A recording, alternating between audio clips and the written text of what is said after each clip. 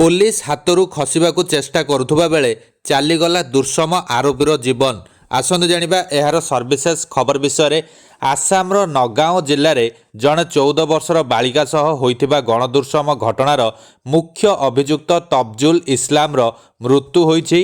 आज भोर 4टा समय पुलिस अभियुक्त तफजुल इस्लाम को क्राइम सीन रिक्रिएट करने घटनास्थल को नैथिला।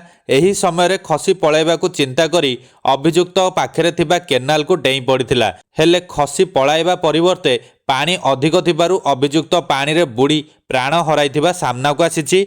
2 घंटा धरी उद्धार कार्य चलिबा परे अभियुक्तर मृतदेह उद्धार करा जायथिला बोली पुलिस कहिछि। उल्लेखयोग्य 10म श्रेणी रे पाठ पढुथबा नाबालिका गुरुवार संध्यारे ट्यूशन क्लास रु फेरुथबा बेले संध्या 7टा रु 8टा मध्यरे 3 जण तांकु अपहरण करथिले। अपहरण परे तांको सह गण दुर्षम करी अभियुक्त माने ताकु बोरभेटी अंचल रे रास्ता कड़े फिंगी देइथिले।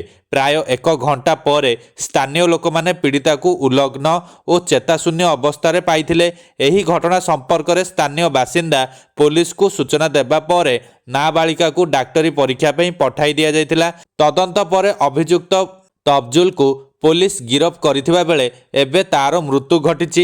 एही घटना सामना को आसीबा परे मुख्यमंत्री हिमंत बिश्व शर्मा कहिथिले, मु केवल गोटाए कथा कहबाकू चाहे, जेतेबेले महिलांको उपरे कोनोसी अत्याचार हुए आमे तुरंत कार्यानुष्ठान ग्रहण करबा उचित। जनसाधारण देखिबा उचित जे सरकार कठोर कार्यानुष्ठान ग्रहण करूछंती। एभली हेबा द्वारा अपराधी अपराध करबाकू डरिबे।